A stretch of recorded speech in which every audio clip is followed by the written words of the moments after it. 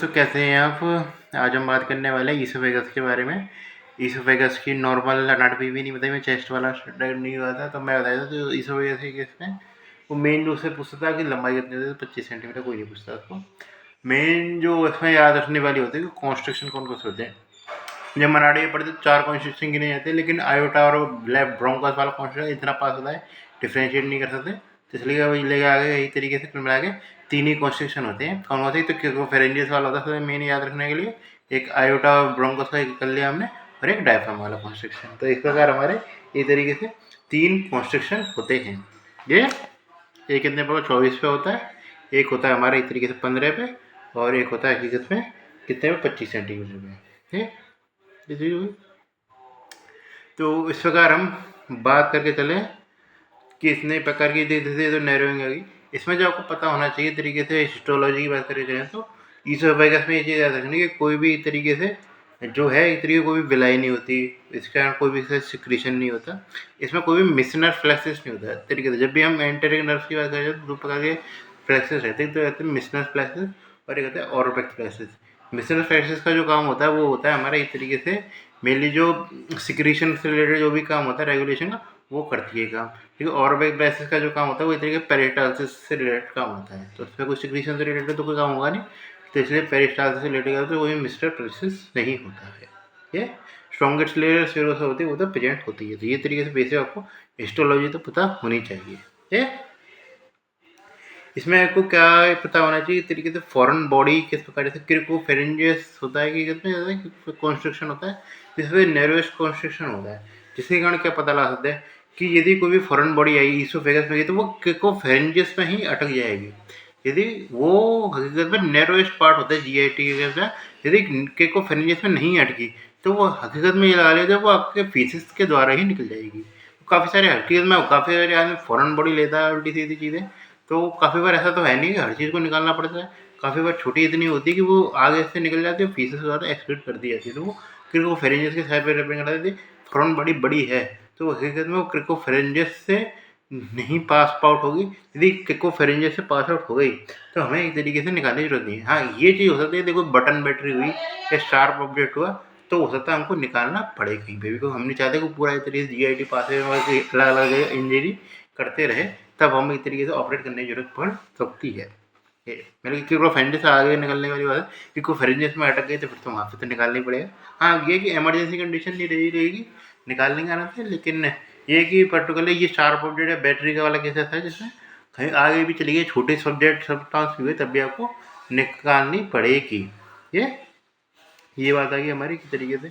इसमें तो पूछ सकता है कि फॉरेन बॉडी पहचाने की कैसे, कि जैसे कि वो ट्रैकिया में घुसी है उसमें घुसी है, तो पहली बात तो यदि सिक्का है तो बहुत आसान है, क्योंकि सिक्के की किसमें ये कहा सकते हैं एंटीरियर पोस्टीरियर डायमीटर कम होता है ईसोफेगस का, और जो क्या कहते हैं ट्रांसफर डायमीटर बड़ा होता है, जिस कारण कभी सिक्का अटकेगा तो आगे से प्रॉपर एक तरीके से उसका सर्फेस दिखेगा।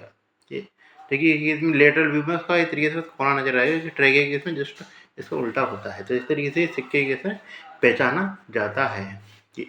बाकी कि ट्रैकिया के केस में ये बात ध्यान रखिए, कोई भी ऐसे ठीक ठाक तगड़ी सी फॉरेन बॉडी आएगी तो आपको एक्सरे करने का टाइम ही नहीं मिलेगा।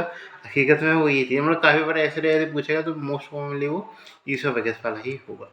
ये तो अब आते हैं इस तरीके से इससे रिलेटेड थोड़ी बहुत। अब ब्लड सप्लाई बात करते हैं, ब्लड सप्लाई अपने आप में एक पॉइंट रहेगा। तो ब्लड सप्लाई बात की जाए तो यदि अपर वाला जो होता है सर्वाइकल पार्ट होता है तो कुछ पार्ट नेक में होते हैं, तो नेक से रिलेटेड वेन हुए जैसे इन्फीरियर थायराइड आर्टरी वो सप्लाई करती है।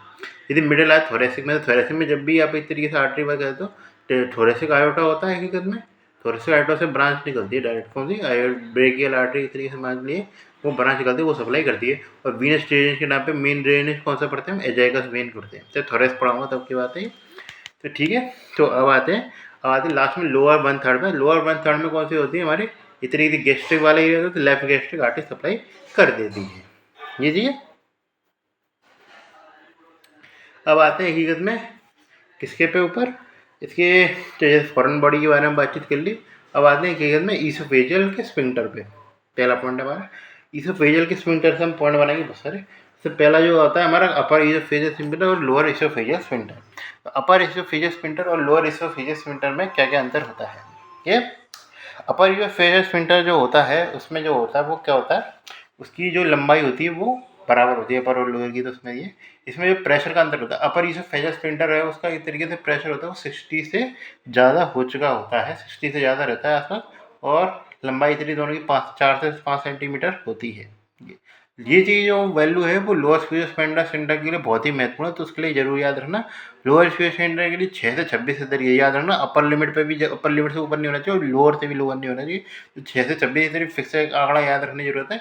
उसके अलावा क्या लंबाई के नाम पे इस तरीके से 6 सेंटीमीटर की या 5 सेंटीमीटर मान लीजिए 5 सेंटीमीटर की लंबाई, तो ये भी याद रखना जरूरी है कि यदि ये 2 से कम हो जाए तो क्या होगा, यदि ये 2 से ऐसी की लंबाई कम हो रही है और इस तरीके से प्रेशर है वो 6 mm ऑफ एच से कम हो चुका है, तो हकीकत में ये क्या होता है, इनकॉम्पिटेंट है लोअर इफेक्ट है।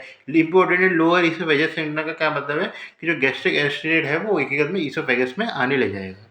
ये इसकी इम्पोर्टेंसी के क्या कारण होते हैं इनकॉम्पिटेंस के, तो जो भी जैसे डायलेशन करने वाले फैक्टर हुए, चाहे हमारे इधर प्रोस्टाग्लैंडिन हुआ वो हकीकत में डायलेट कर सकता है चीज़ों को, बाकी ये तरीके से सीधे सीधे डायलेटर ले सकता है, कैल्शियम चैनल ब्लॉकर हुआ, नाइट्रेट हुआ हमारे हकीकत में।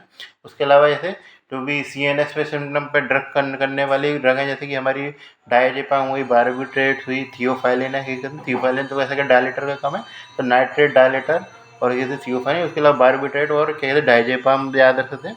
उसके अलावा मॉर्फिन वगैरह हकीकत में जब पेन रिलीफ के लिए देते हैं वो हकीकत में इस तरीके से डायलेट एंड फंक्शन का काम कर सकती हैं। कि जो होती है तो ड्रग्स की बात आ गई, ये जो होते हैं फूड्स में क्या क्या हो सकते हैं, तो हकीकत में कि जो एल्कोहल होता है वो एक तरीके से लिवर सेंटर का रिएक्शन कराता है, स्मोकिंग रिएक्शन कराती है, स्मोकिंग रिस्क फैक्टर होता है। उसके अलावा क्या कहते हैं हकीकत में हाई फैट डाइट ले रहे हैं वो एक तरीके रिस्क फैक्टर होता है, और कैफीन इंटेक होता है हकीकत में, ये भी एक तरीके से रिस्क फैक्टर रहता है। ये तो अब लोअर, अब आते हैं फर्स्ट बात आती है GERD क्या होता है।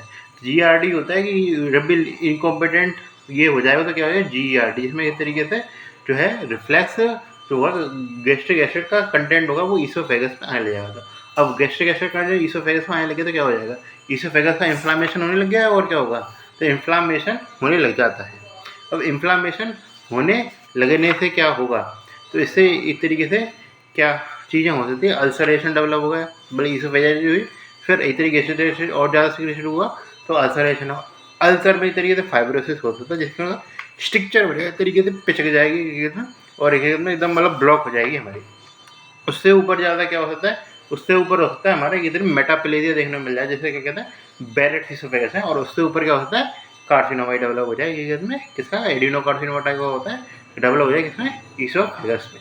ये क्लीन का सिम्टम क्या क्या रहते हैं हकीकत में बात करके चलें तो क्लीन का जो सिम्टम जो रहते हैं वो रहते हैं हमारे रिस्ट्रोस्टर्नल हार्ट में, जो लॉन्ग टर्म सिम्टम होता है कि आपको हकीकत में चेस्ट पेन हो रहा है, हकीकत में बहुत ज़्यादा जलन सी हो रही है, कुछ बार देखते हो ईसोफेगस के एरिया में इस तरीके से जलन सी महसूस होगी हकीकत में। ये उसके अलावा क्या कहते हैं इस तरीके से एपिगेस्ट्रिक पेन तो हो गई, क्योंकि हकीकत में यहाँ पे तो रहती नहीं किसी तरीके से नीचे से, तो एपिगेस्ट्रिक एरिया में ही आ जाती लगा तो एपिगेस्ट्रिक पेन होगा। उसके अलावा कहते हैं रिगर्जिटेशन है कि इस तरीके से कोई भी खर्रा खट्टी डकार आ रही है बहुत ज़्यादा है इसमें, तो रिगर्जिटेशन देखने को मिलता है। ये तो ये चीज़ हार्ट मैन हुआ हकीकत में वो कुछ भी आप जा सकते हैं।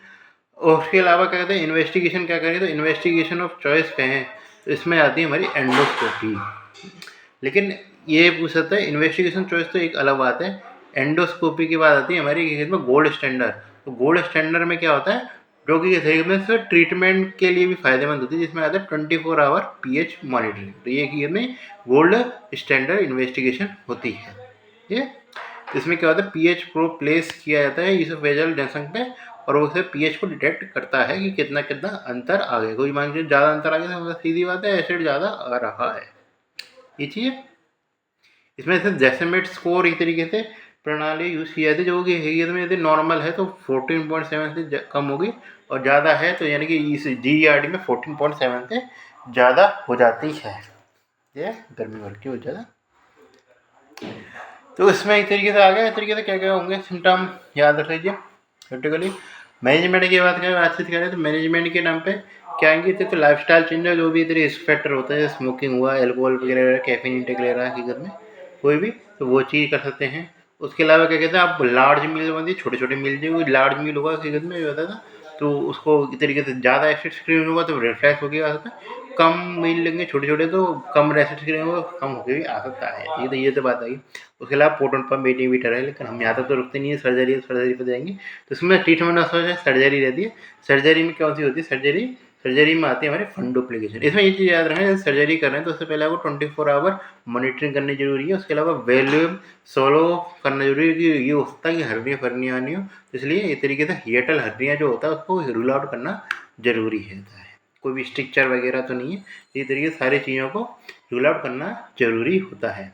ये होता है तो फंड डुप्लीकेशन में क्या कहते हैं, जो फंडस होता है, फंडस से याद है जो फंडस होता है उसको इस तरीके से चिपका देते हैं। जो ये फंडस हुआ, ये हमारे स्टोमक को, जैसे ये इसोफेगस आ रही है, ये स्टोमक है, स्टोमक को फंडस है ना, इस तरीके से ये बिल्कुल चारों तरफ से चिपका देते हैं इस तरीके से इसोफेगस के। तो इसके कारण क्या होता है, ये तो वो जो होती है इससे लंबाई बढ़ जाती है इस तरीके से फेस सिलेंडर की। ऊपर से क्या प्रेशर भी तो बनता है ना, किस तरीके से हमें चिपकाया ढंग से, तो उसे तो इस तरीके से इसमें याद रखना 360 डिग्री लेवल पर कवर किया था। 360 डिग्री पर कवर करने वाला फंड डुप्लीकेशन क्या कहता है, निशान fund duplication, Neesham fund duplication कहा जाता है।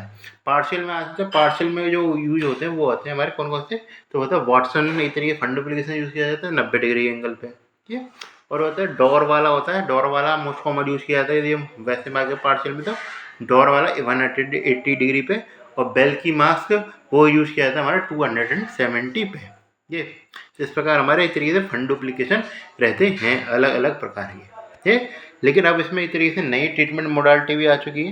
नई ट्रीटमेंट मोडालिटी में कौन कौन सी मोडालिटी आ गई है, वो आती है हमारी किसमें, लिनक्स वाली, किसमें न्यू ट्रीटमेंट होता है, लिंक्स डिवाइस आता है। लिंक्स डिवाइस क्या कहता है, तो लिंक्स डिवाइस क्या करता है, वो क्या करता है हमारा मैग्नेटिक स्फिंक्टर को करता है ऑगमेंटेशन, मैग्नेटिक स्फिंक्टर ऑगमेंटेशन करने का काम करता है। उसके अलावा क्या कहते हैं, उसके अलावा जो काम करता है वो रेडियो फ्रिक्वेंसी एब्लेशन हुआ, ये इसमें न्यू मॉडलिटी है। हाँ, उसके अलावा क्या कहता है, एंटी रिफ्लेक्स मुकोसोटमी, ये एक तरीके से जैसे न्यूअर मॉडलिटी है हकीकत में, लिख सकते हैं इस तरीके से। मुझे लिंक्स डिवाइस याद रखना, medical resonance, medical sphincter augmentation, links device, radio frequency ablation और एंटी रिफ्लेक्स म्यूकोसेक्टमी, एंटी रिफ्लेक्स म्यूकोसेक्टमी कर सकते हैं।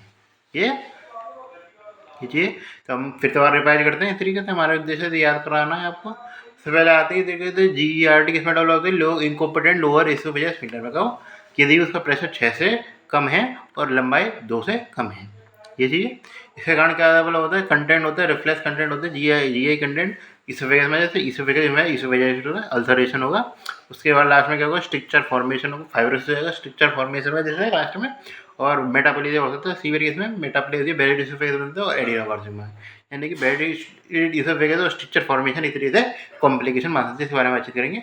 तो हकीकत में इसमें जो मेन पेन जो होता है इधर क्लिनिकल सिम्टम, वो आता है long term retrosternal heart burn, हकीकत में बहुत ज़्यादा आपको पेन देखने को मिल रहा है। उसके अलावा और क्या क्या देखने को मिलता है, रेट्रोस्टर्नल हार्ट बर्न के अलावा वो आता है इस तरीके से रीगर्जिटेशन देखने को मिलता है, बहुत ज़्यादा इधर कंटेंट महसूस हो रहा है। उसके अलावा एपिगैस्ट्रिक पेन, रीगर्जिटेशन बिल्कुल शॉर्ट टर्म हिस्ट्री होगी इस तरीके से उसकी। हाँ, इसमें जो आपको इन्वेस्टिगेशन करेंगे तो क्या करेंगे, इन्वेस्टिगेशन चॉइस हम जब भी याद करते हैं इसमें एंडोस्कोपी रहती है, स्ट्रक्चर हमें देखने रहते हैं थोड़ी बहुत। उसके अलावा क्या कहते हैं, इन्वेस्टिगेशन गोल्ड स्टैंडर्ड बात करते हैं, इसमें ट्रीटमेंट में भी उपयोग, ट्रीटमेंट फंड डुप्लीकेशन करते हैं हम, ट्रीटमेंट उपयोग हो रहा है तो वो होगी हमारे जो होता है pH monitoring, 24 hour pH monitoring रहती है, जिसमें इस तरीके प्रोब डाल के उस एरिया का इस तरीके से pH मॉनिटर किया जाता है। इस तरीके से ट्रीटमेंट में लाइफ स्टाइल मॉडिफिकेशन वगैरह पता ही क्या होता है, मेन ट्रीटमेंट फंड डुप्लीकेशन है ना।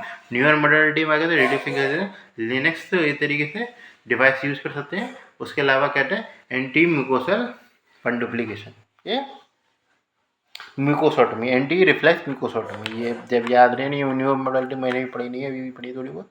ये इस प्रकार आता है कि अब आते हैं हकीकत में इसके कॉम्प्लिकेशन से रिलेटेड। तो कॉम्प्लिकेशन की बात भी हम ये कर लेंगे। तो कॉम्प्लिकेशन में जो उसका पहला कॉम्प्लिकेशन आता है वो आता है फेनाइल ईसोफेगस। फेनाइल ईसोफेगस क्या होता है, फेनाइल ईसोफेगस में क्या है, कुछ स्टिंक्चर देखने को मिलते हैं।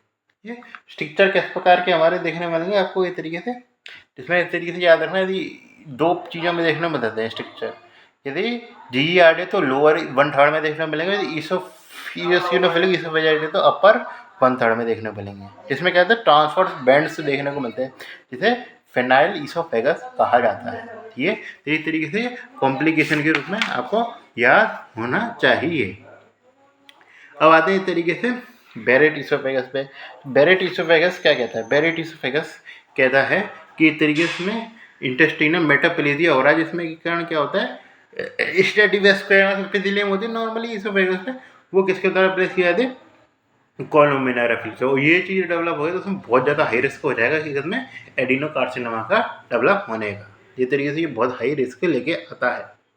इसमें जो आपको चीज़ें मिलेगी, जो इस तरीके से जो आपको मेन फीचर मिलेगा इसके नाम पे, वो मिलेगा आपको गॉबलेट सेल। जो भी आप इस तरीके से इन्वेस्टिगेशन करेंगे, जैसे पर्टिकुलरली जैसे इन्वेस्टिगेशन के नाम पे जैसे एंडोस्कोपी करते हैं, बायोस्कोपी करते हैं, तो एंडोस्कोपी पे क्या देखने को मिलता है? रेल वल्वेटिस म्यूकोसा करते हैं, एंडोस्कोपी रेल वल्वेटिस म्यूकोसा देखने को मिलती है।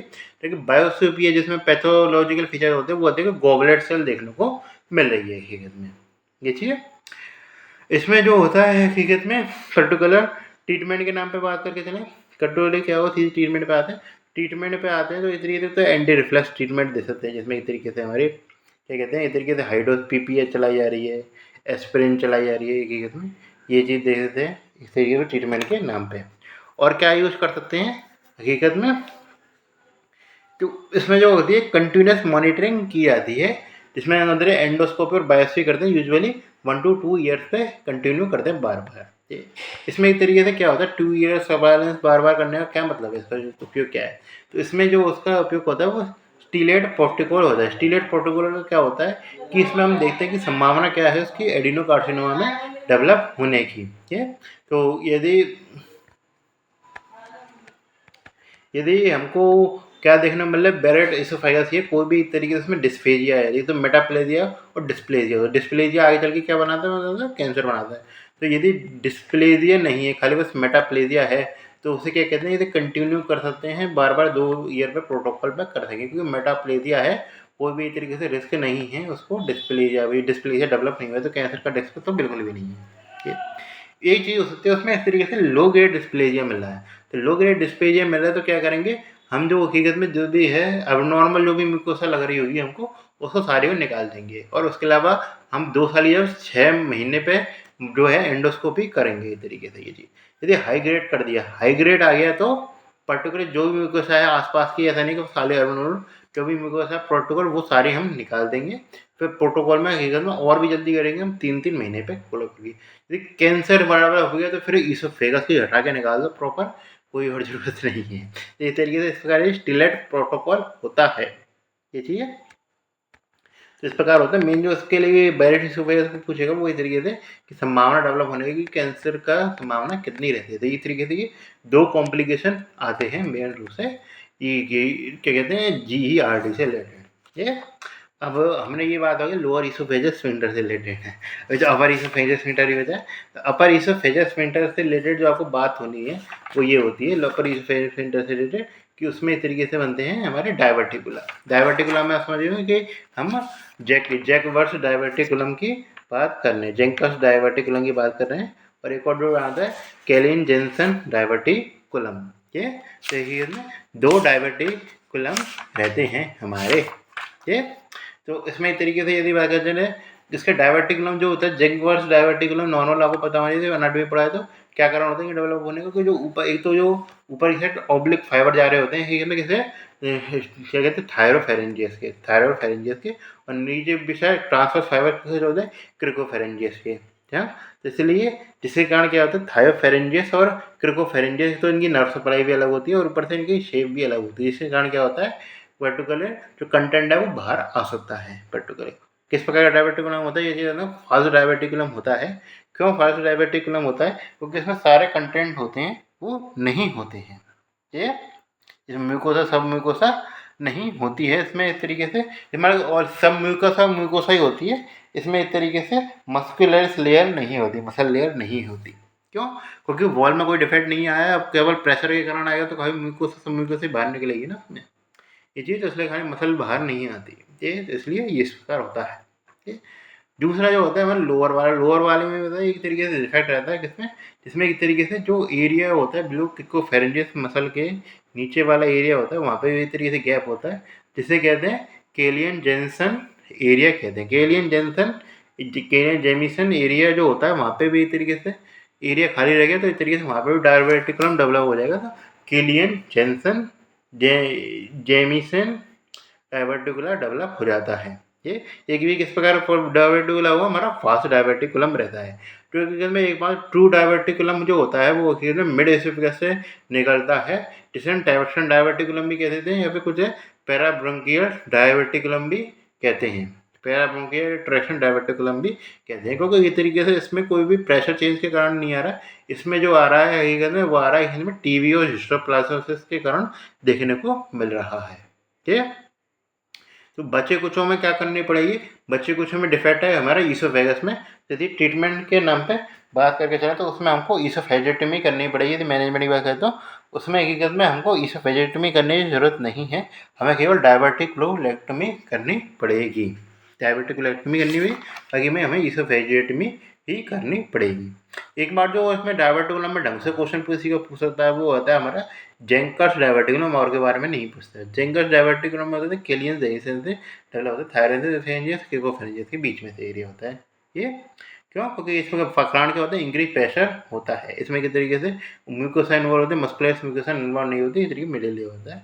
ये क्लिनिकल फीचर क्या होंगे, तो क्लिनिकल फीचर में जो सबसे इंपॉर्टेंट फिजिकल याद रखना होता है रिगर्जिटेशन ऑफ फूड, क्योंकि इस तरीके से फूड आगे गया ही नहीं तो ऊपर से निकलेगा हमारे शरीर में, तो रिगर्जिटेशन देखना होता है। एक जो कैरेक्टरिस्टिक फाइंड होता है हेलोइटस, हेलोइटस का मतलब क्या होता है, ये तरीके फ्यूज से पाउच में जमा हो गया, पाउच में जमा हो गया तो उसका वहीं फर्मेंटेशन होता है, तो तरीके से बदबू आने लग जाती है, इस तरीके मुँह से बहुत भयंकर।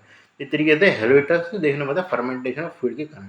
ये मेन जो कई तरीके से दिक्कत आएगी वो मोस्ट कॉमन सिम्टम जो होता है वो आता है डिस्फेजिया, क्योंकि इस तरीके से खाना आगे जा ही नहीं रहा है, वो इसी के अंदर इकट्ठा होता जा रहा है। कॉम्प्लिकेशन की बात करते हैं तो इस तरीके से इसमें जो डेवलप होती है वो रहता है हमारा एस्पिरेशन हो सकता है कंटेंट का।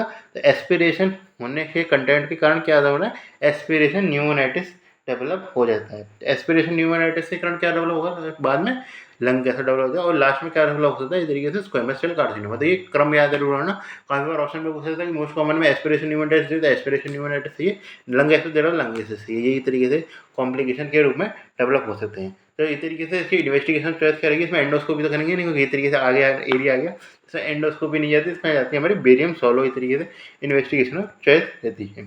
ठीक, तो अपने आप में डायवर्टिकुलम तो दिखेगा अलग।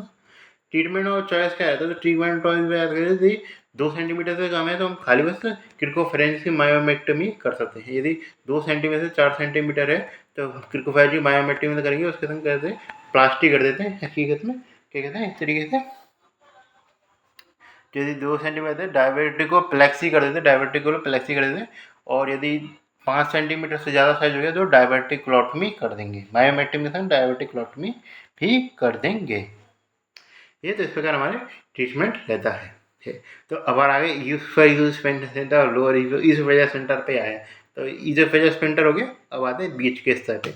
बीच के स्तर पे क्या चीज़ रहती है, मेन फिजियोलॉजी अभी हम पढ़ते हैं, वो आती है हमारी मोटेलिटी। ये ठीक है, भले ही हमारा मिशनल प्लेक्सिस नहीं हो, वो वाला प्लेक्सिस तो काम कर ही रहा है ना, एरोबिक प्लेक्सिस, ये हकीकत में, और एरोबिक प्लेक्सिस तो काम कर ही रहा है ना, तो इसलिए उसके लिए हमें क्या इस तरीके स्टडी करना जरूरी है कि मोटेलिटी डिसऑर्डर का।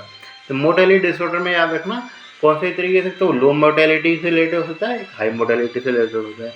मोस्ट कॉमन मोटेलिटी डिसऑर्डर, जब भी आप मोटेलिटी डिसऑर्डर में अकेलेजिया कार्डियो को तो छोड़ना ही नहीं है, वो तो पढ़ना ही पढ़ना है, तो वो मोस्ट कॉमन मोटेलिटी डिसऑर्डर है। ये यदि इस तरीके से क्या होता है, हाइपर मोटेलिटी डिसऑर्डर पूछे, यदि लो मोटेलिटी हाइपर मोटेलिटी डिसऑर्डर पर पूछे तो वो आता है हमारा नटकैकर्स ईसोफेगस। ये नट के इस तरीके से ऐसा डिसऑर्डर जो सबसे ज़्यादा पेन के संग आता है। हकीकत में बहुत ज़्यादा सीवियर पेन के संग, यदि खाली पेन ही पेन के बारे में दे रखा हो, नट कहकर इसोफेगस का आंसर हो सकता है ये। तो अब आते हैं हकीकत में बातचीत करते हैं अकेलेजिया कार्डिया पे, क्योंकि जो कि एक इम्पॉर्टेंट टॉपिक है हमारा ये। तो अकेलेजिया कार्डिया पे आते हैं।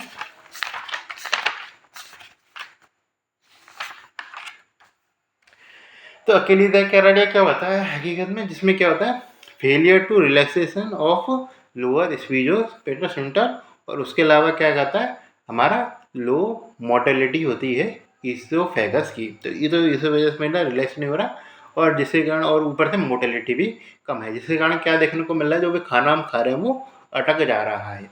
इसमें ये चीज़ याद रखना, ये इसमें जो है डिस्फेजिया किसके संग ज़्यादा मिलेगा, लिक्विड किसको मिलेगा, कोई सॉलिड जो कंटेंट है वो अपने वजन के कारण भी हो सकता है निकल जाए आसानी से, लेकिन लिक्विड को तो पार करने के लिए इसोफेगस में जोर लगाना पड़ेगा ना, इसके कारण ये चीज़ होती है। और मान के चलिए सिम्टम के नाम पे इस तरीके से डिस्फेजिया आ गया तो ऊपर भी तो आ सकता है ना, तो इस तरीके से क्या होगा, रिगर्जिटेशन होगा, वहीं पे जमा हो जाएगा, हेलाइटिस भी डेवलप हो सकता है। उसके अलावा एस्पिरेशन न्यूमोनाइटिस, लंग एब्सेस, इस तरीके से डायबिटिक के इसमें भी चेप सकता है सारी ये। तो इस तरीके से क्या टाइप आपसे पूछ सकता है, टाइप कौन कौन से होते हैं, तो टाइप जो होता है वो एक तरीके से मेन, जैसे सिम्टम जरूर याद रखना, इस तरीके कहते हैं डिस्फेजिया, रिगर्जिटेशन, वेट लॉस होता है, वेट लॉस भी सिम्टम याद रखना। हाँ, इसमें जो कोई तरीके से टाइप पूछ सकता है, टाइप क्या क्या होते हैं, तो टाइप आते हैं हकीकत में, तो प्राइमरी के लिए जिसमें एक तरीके से गैंग्लियोनिक सेल का लॉस होता है, हकीकत में हो जाता है लो, उसके कारण होता है हकीकत में, जिसके कारण लोअर एज पे रिलैक्स नहीं करता है। दूसरे सेकेंडरी एक्लेजिया का जो कहा जाता है वो टी क्रूजी का इंफ्लेक्शन कहा जाता है, वो चागार्स डिजीज के द्वारा, भाई मेलिग्नेंसी भी होती है एक तरीके से रिस्पॉन्सिबल इसके लिए। ये डायग्नोसिस जो होती है इसमें किसके द्वारा बनाई जा सकती है, इस तरीके से इनिशियल इन्वेस्टमेंट में बहुत बढ़िया बढ़िया फाइंडिंग मिलती है, bird beak appearance, red tail appearance, हकीकत में पेंसिल टिप अपीयरेंस, तो बहुत ज़्यादा एक तरीके से बढ़िया बढ़िया अपीयरेंस देखने को मिलती है किसमें, हमको बेरियम सोलम है। लेकिन इन्वेस्टिगेशन जो है फिर दोबारा ये नहीं है, इस मतलब एक तरीके से इन्वेस्टिगेशन और चॉइस मान सकते, लेकिन गोल्ड स्टैंडर्ड नहीं है। गोल्ड स्टैंडर्ड इन्वेस्टिगेशन जो रहेगी वो है मोनोमेट्री। मोनोमेट्री क्यों करते हैं इस तरीके से ये जी, तो मोनोमेट्री का क्या उपयोग है, तो मोनोमेट्री जो बताता है वो एक तरीके से सारे जो लक्षण होते हैं अंदर के वो बता देता है हमको। एक सेकेंड, मोनोमेट्री होता है वो प्रॉपर एक तरीके से व्यू दे रखा है कि कौन से टाइप का एक तरीके एक्लेजिया हो रखा है और किस किस चीज़ में किस किस हद तक बर्बाद हो रखी है इस वजह की। तो काफ़ी बार हो सकता है कि इस वजह मोडालिटी से लोगों से फिंगर लोअर रिलैक्सी है नॉन रिलैक्सिटी में, लेकिन इसोफेजिक मोडालिटी नहीं है बिल्कुल, तो इस तरीके से इसको पता लगाने में उपयोग होता है ये। तो इस तरीके से ये इसके आधार पर हम शिकागो क्लासिफिकेशन करते हैं, इस तरीके से मोनोमेट्री की फाइंडिंग के आधार पर। ठीक है, कोई भी इतनी मोडालिटी डिसऑर्डर आएगा उसमें तरीके से गोल्ड स्टैंडर्ड इन्वेस्टिगेशन क्या जाएगी हमारी, इस तरीके से जब भी आपसे बात करके चलें तो कोई भी gold standard investigation of choice या इन्वेस्टिगेशन चॉइस क्या जाती है, मोनोमेट्री जाती है ये। इसमें क्या क्या फाइंडिंग देखने को मिलती है, इसमें क्या चेक करते हैं तरीके से, पहले ये तो होता है हमारा इंटीग्रेटेड रिलैक्सेशन प्रेशर, मतलब इस तरीके से जो 4 सेकेंड जो होते हैं मैक्सिमम सोलो करता है उसमें इस तरीके से वो कितना इस तरीके से रिलैक्सेशन प्रेशर इंड्यूस कर पा रहा है ये। उसके अलावा क्या कहता है डिस्टिल कॉन्ट्रैक्टाइल इंडेक्स, ये इस तरीके से कि जो है हमारी इसोफेगस कितना कॉन्ट्रैक्ट कर पा रही है, ये इस तरीके से इस प्रकार होता है हमारा ना। एक जो होता है हमारा क्लासिकल का मतलब है एक तो इस तरीके से उसमें जो प्रेशर होता है इंडिकेटर रिलैक्सेशन प्रेशर वो बहुत ज़्यादा है, यानी कि इस तरीके से हमको बहुत ज़्यादा प्रेशर लगाना पड़ेगा तब रिलैक्स होगा ये। मतलब इस तरीके से बिल्कुल भी रिलैक्सेशन नहीं है, मतलब बहुत ज़्यादा प्रेशर है बिल्कुल भी रिलैक्सेशन नहीं है, जिसके कारण क्या होगा 100% पेरिस्टाल्सिस होगा। उसके अलावा जो आपको देखने को मिल रहा है इसमें एक तरीके से डिस्ट्रिक्ट कॉन्ट्रैक्टाइल इंडेक्स है वो 100 से भी कम है, यानी कि इस तरीके से इसोफेगस बहुत ही कम कॉन्ट्रैक्ट हो रही है इस तरीके से, ना के बराबर कॉन्ट्रैक्ट हो रही है ये। जो नॉर्मल ऐसी वैल्यू बताते हैं तो 45 से ज़्यादा होती है, 45 से 700 के बीच में होती है ये। इस तरीके से ये चीज़ होगी। दूसरा जो होता है टाइप टू में क्या होता है हकीकत में ये सारी फाइंडिंग होती है, पर इसमें हकीकत में क्या होता है हमारा इसोफेगस के बगल में भी प्रेशर आ रहा होता है, मतलब अलग से प्रेशर लग रहा होता है ये चीज़ होती है। तो इसमें क्या होता है इस तरीके से प्रेशर होता है जिसका क्या होता है DCI मेजर नहीं किया जा सकता है ये चीज़, DCI मेजरेबल नहीं होता, लेकिन इसमें हमको पता चलती है कि इस तरीके से फील्ड पैरालिसिस इसमें भी IRP इसमें भी इस तरीके से 50 mm से बढ़ा हुआ है, लेकिन जो तरीके से अगल बगल के कंटेंट है उसने इस तरीके से प्रेशर बढ़ा रखा है, पैरा इसोफेजिक प्रेशराइजेशन हो रखा है ठीक है। उसके अलावा लास्ट स्पास्टिक एनाक्लेजियस, स्पास्टिक एनाक्लेजिया में क्या होता है इसमें वही बात करें तो इसमें कोई भी पेरिस्टाल्सिस नॉर्मल नहीं होता है, पेरिस्टाल्सिस नॉर्मल इसमें स्पास्टिक कॉन्ट्रैक्शन देने को मिलते हैं, यानी कि इसमें बहुत ज़्यादा इस तरीके से कॉन्ट्रैक्शन देखने को मिल रहे हैं, लेकिन इसमें क्या है कि कोई भी तरीके से रिलैक्सेशन नहीं है ये।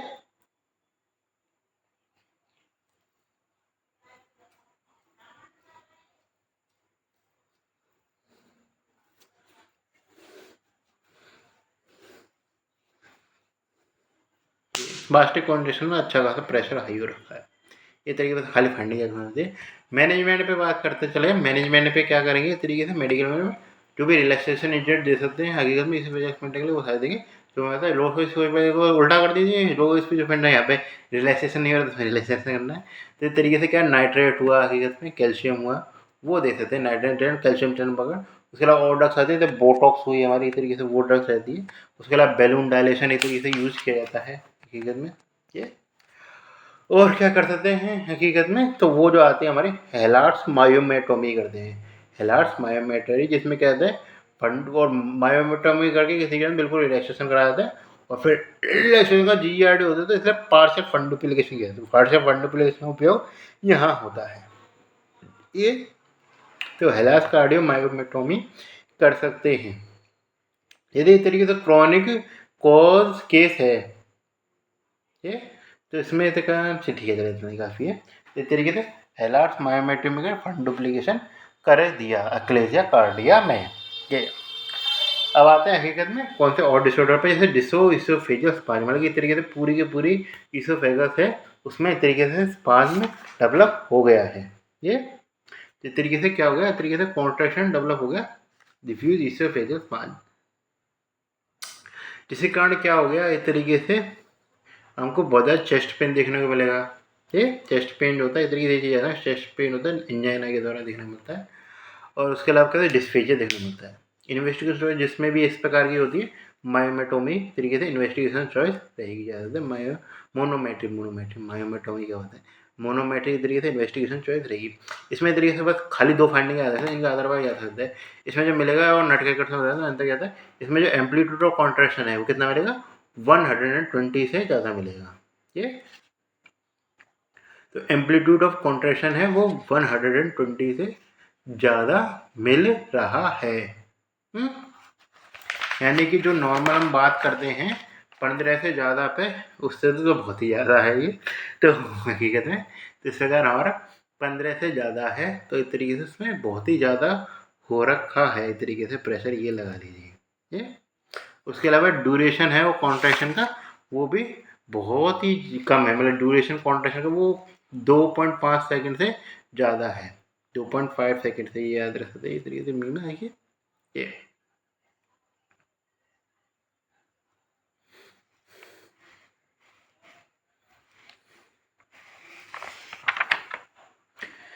तो कॉन्ट्रैक्शन ज़्यादा हो गया इस तरीके से, और ड्यूरेशन में 120 याद रख सकते हैं। इसमें जो आपको फाइंडिंग देखने मिले बेरियम सोलो में आगे इन्वेस्टिगेशन भले इनकी तरीके से रहते हैं, लेकिन जो मेन फाइंड होते हैं मस्त मस्त फाइंडिंग पूछने लायक, वो इसी में देखने को मिलती है इन्हीं में। तो इसमें क्या देखने को मिलेगा आपको, क्रॉस क्रू इस तरीके से अपीयरेंस देखने को मिलती है, क्रॉस क्रू अपीयरेंस देखने को मिलती है ये।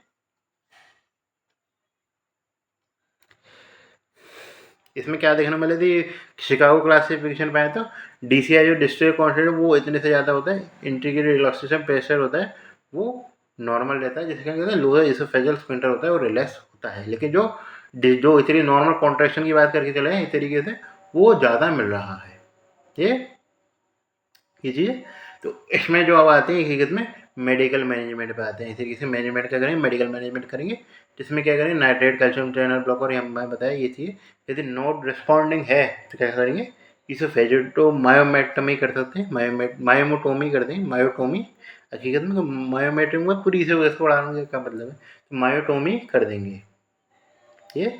नट कहकर इसोफेगस क्या होता है, तो इसमें होता है most common hyper motility disorder है, और हकीकत में मोस्ट सबसे ज़्यादा जो पेन होता है वो इसी में ही होता है ये। तो चेस्ट पेन और पेन तो इसमें होगा ही, वो सेम ही एक्लेजिया के मत भूल जाना, एक्लेजिया के यदि याद रखना सारे उसको नॉर्मल चेस्ट पेन ही रहता है मोस्ट कॉमन। प्रेशर होता है इससे भी आ जाता है 180 से भी ऊपर चला जाता है मोस्ट कॉमन इस तरीके से, और ड्यूरेशन होता है इससे भी बस 6 सेकंड से ऊपर चला जाता है। इसमें इस तरीके से ट्रीटमेंट आता है, इसे वजह मायोटोमी कर देंगे, और हकीकत में कैल्शियम चैनल वगैरह, और हकीकत में नाइट्रेट दे सकते हैं ये। तो इस प्रकार हमारा जो है हकीकत में इसोफेगस के ज़्यादातर एक्सपेक्ट पूरा हो गया। थोड़े बहुत अब छोटे छोटे टॉपिक्स की बात करते हैं। छोटे छोटे टॉपिक्स में आया तो सबसे पहला टॉपिक आता है हमारा इसोफेजियल। चलो देखता हूँ कोई सही तरीके, हाँ जो होता है इस तरीके से इयोसिनोफिलिक इसोफेजाइटिस पूछ सकता है आपसे। तो इयोसिनोफिलिक इसोफेजियल कैंडिडियासिस के बारे में पूछें तो इसोफेजियल कैंडिडियासिस क्या होता है, ओरल थ्रस्ट देखने को मिलता है इस तरीके से, इम्यूनो कॉम्पोनेंट पेशेंट में होता है पर्टिकुलरली, और सॉगी यदि आप एंडोस्कोपी करेंगे सॉगी डिपोजिशन मिलेंगे, लेकिन आपको म्यूकोसा में क्या मिलेगा, सॉगी तरीके से कुछ छोटे छोटे तरीके से क्या मिलेगा, वर्म लाइक अल्सर देखने को मिलेंगे। साइटोमेगालोवायरस होती है, ग्राफिड होती है, कोई नहीं पूछ रहा है इनको। अब आते हैं हकीकत में चीज़ों पे पर्टिकुलर, तो वो आता है सुजुकी रिंग। आपसे पूछा था सुजुकी रिंग। सुजुकी रिंग क्या होता है हकीकत में, सुजुकी रिंग जो होती है कि बिनाइन कंडीशन होती है। सुजुकी रिंग क्या क्या देखने को, एक तो कहते हैं डिस्पेजिया लुकोरिया। डिस्पेजिया लुकोरिया की बात करके चलें, इसमें क्या होता है डिसऑर्डर में जो है कॉन्जेनिटल वेस्कुलर एनोमलिटी होती है, जिसके कारण क्या होता है सबक्लेवियन आर्टरी होती है, जिससे उससे जो आयोटा डिसेंडिंग आयोटा है, जिसके कारण क्या वो ट्रांस ईसोफेगस के बिहाइंड से जाती है, और जिसके कारण वो ईसोफेगस को कंप्रेशन कर देती है। ये एक तरीके से फाइंडिंग, और दूसरे तरीके से याद रखने की जरूरत नहीं है। ये आता है सुजुकी। सुजुकी रिंग का क्या होता है हकीकत में, बिनाइन कंडीशन है। इसमें क्या होता है एक तरीके से म्यूकोस में रिंग रिंग सी बन जाती है बहुत ज़्यादा, एक तरीके से बहुत ज़्यादा रिंग सी बन जाती है, जिसमें जो किसके द्वारा डायग्नोसिस किया जाता है, बेरियम सेलों के द्वारा डायग्नोसिस किया जाता है। ये इसमें एक तरीके से क्या देते हैं, इसमें 3 रिंग देखने मिलती है। यदि इस तरीके से आपको यदि बेरियम सेलों में रिंग, यदि आपसे ए टाइप की सी रिंग नहीं है तो वो अबव है, ए से अबव निकाल लीजिए, और बी से मतलब उसी जगह पे होगी, तो सुजुकी रिंग स्क्वेमो कॉलोमिनार जंक्शन गीसोफेजिक जंक्शन वहीं पे ही है। यदि टाइप बी आ रही तो हेयर में वो नीचे जा चुकी है, ये मतलब टाइप बी है तो वहीं पे, और टाइप सी आ रही तो नीचे जा चुकी है।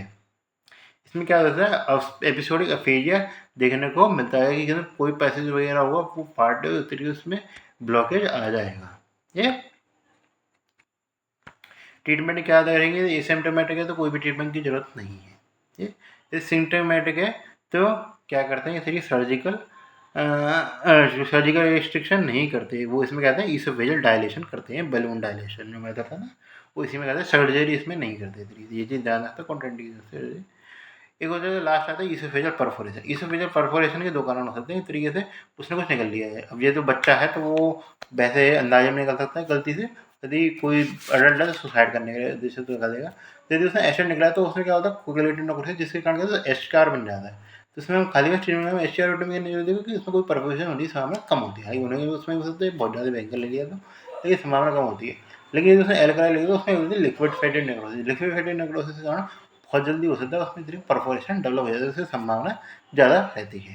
ठीक है, इसमें ट्रीटमेंट के नाम पे क्या कर सकते हैं, एक तरीके से ट्रीटमेंट के नाम पे क्या करते हैं, यदि हमारा स्टेरोटमी करेंगे यदि इस तरीके से के लिए, और उसमें परफोरेशन रिपेयर करेंगे। इसमें सबसे पहले क्या होता है मेन जो उसमें कहा क्या उद्देश्य होता है, इस तरीके से उसको बैलेंस आउट करना। बैलेंस आउट करने के पहले यदि इस तरीके से स्मॉल परफोरेशन है, हकीकत में कोई भी सिम्टम नहीं है, तो आई वी फ्लूइड्स लाएंगे, आई वी एंटीबायोटिक देंगे, इस तरीके से ग्रोथ एक तरीके से ज़्यादा है, और क्या करेंगे इस तरीके से परफोरेशन यदि हो गया ढंगा सा, तो इसमें क्या करेंगे इस तरीके परफोरेशन करेंगे सीधे से ट्रैकियोस्टमी थोरेकोस्टमी करके इस तरीके से थोरेक्स से जाएंगे सीधे, और उसे तरीके से क्या करेंगे परफोरेशन का रिपेयर कर देंगे। ठीक है, एक होता है हमारा स्पॉन्टेनियस ईसोफेजियल परफोरेशन, जिसमें कहते हैं लॉन्गिट्यूडिनल परफोरेशन देखने को मिलता है। ये क्योंकि तरीके से वॉमिटिंग कर रहे हैं बहुत ज़्यादा इस तरीके से, वो उसके कारण उसमें भी तो एसिड कंटेंट आ रहा है ना, तो बहुत ज़्यादा वॉमिटिंग करी जा रहा है, तो उसके कारण ज़्यादातर एसोसिएट होता है, जिसे कहते हैं बोरेवे सिंड्रोम के बोरहेव सिंड्रोम कहते हैं। ये इसमें क्या देखने को मिलता है, थोरेसिक पेन देखने को मिलता है, इस तरीके से मर्कल स्ट्राइड कहता है। मर्कल स्ट्राइड जरूर याद रख लेना, और कुछ याद रखे नहीं तो मर्कल स्ट्राइड के नाम पे थोरेसिक पेन देखने को मिल रहा है, वॉमिटिंग देखने को मिलता है, वॉमिटिंग तो फीचर रही है। उसके अलावा कहते हैं सर्वाइकल संगठन एम्फाइसीमा देखने को मिलता है, एम्फाइसीमा क्यों, क्योंकि इस तरीके से एयर जा रही है हकीकत में, और एरिया में तो एम्फाइसीमा डेवलप हो गया, तो पेन तो है ही है, उसके अलावा एयर जा रही है और वॉमिटिंग तो आती है, सिम्टम तो पहले से था। उसके अलावा अदर सिम्टम में फीवर सेप्सिस भी देखने को मिल सकता है। चेस्ट एक्सरे करेंगे तो क्या देखा, हीमोपेरिटोनियम देखने को मिला, क्योंकि न्यूमोपेरिटोनियम देखने को मिलता है, न्यूमोपेरिटोनियम की हकीकत में। उसमें इस तरीके से हाइड्रोन्यूमोपेरिटोनियम का मतलब है कि इसमें बिल्कुल जो बाउंड्री होती है नीचे की, जो हार्ट से नीचे की बाउंड्री होती है वो चली जाती है। इसमें इस तरीके से बिल्कुल साइन होता है, कंटिन्यूस डायफ्राम साइन होता है। ये तरीके से स्पेसिफाइड फाइंडिंग यूज करी जाती है, ट्रैक ईसोफेगस जो होता है ना परफोरेशन, उसके लिए इस तरीके से फाइंडिंग यूज की जाती है। ये तो इसमें और किस तरीके से क्या साउंड देखने को मिलता है, हैंगमैन क्रंच जो होते हैं, ये मैं ज़्यादा ही चीज़ें बता चुका हूँ। या तो यदि हमने न्यूमोथोरक्स पढ़ा था तो हमने हैमन क्रंच साइन देखने को मिलता है, इसमें साउंड इस तरीके के नाम पे ये। और क्या देखने को मिलेगी कि हमें स्टेबल पेशेंट है तो हम CCT करा सकते हैं, और यदि हमारा अनस्टेबल पेशेंट है तो कॉन्ट्रास्ट स्टडी करानी पड़ेगी। ये कीजिए। हम इतनी ट्रीटमेंट के नाम पे क्या कर सकते हैं, यदि 24 घंटे के अंदर अंदर आ गया वो, तब भी हम इस तरीके से लगभग हुई है, बस उसमें रिपेयर कर देंगे परफोरेशन का। बाकी इस तरीके से हम जो है आईसी थोरेकोस्टमी तो करेंगे, उसमें चेस्ट ट्यूब इंसर्शन करेंगे, क्योंकि हमको इस तरीके से करना, वो चेस्ट ट्यूब को करते हैं इसमें एयर को निकालने के लिए चेस्ट ट्यूब को इंसर्ट कर देंगे और फीडिंग कराएंगे, फीडिंग गैस्ट्रेटमी जेजुस्टमी जो भी आप करना चाहें वो है। यदि एक ही केस में लेट प्रेजेंटेशन के संग आया है तो है सर्वाइकल ईसोफेगोटमी करेंगे, इस तरीके से ईसोफेगस को निकालेंगे। तो पहले तो रिपेयर कर रहे थे, इसमें इसे ईसोफेगस को निकालने और फीडिंग गैस्ट्रोस्टमी करेंगे। लेट केस में आ रहे हैं क्योंकि मोर्टेलिटी का रिस्क ज़्यादा रहता है, इसमें छोटे वाले में रिपेयर कर जाता है, बाद में रिपेयर नहीं करता है ये, तो यही कारण होता है और कोई कारण नहीं होता है। ये एक आधी यूसिनोफिलिक ईसोफेजाइटिस उसका देखना पड़ेगा खाने क्या नहीं है। तो इस तरीके से ये लेक्चर था, एक आधो टॉपिक हो सकता है मैंने नहीं कवर कराया हो, लेकिन देख लेना उसको भी। तो ये ठीक है, स्ट्रक्चर जरूर याद रखना, 15, 25, 40 होता है, ये बना लिए 40 पर होता है। 40 किससे दूरी है ये चीज़ आना, ईसोफेगस कुल दूरी 25 की, 40 से घेर में जो ईसो इंसाइड होता है ना, ऐसे दूरी नापते हैं इसके आधार पर होता है।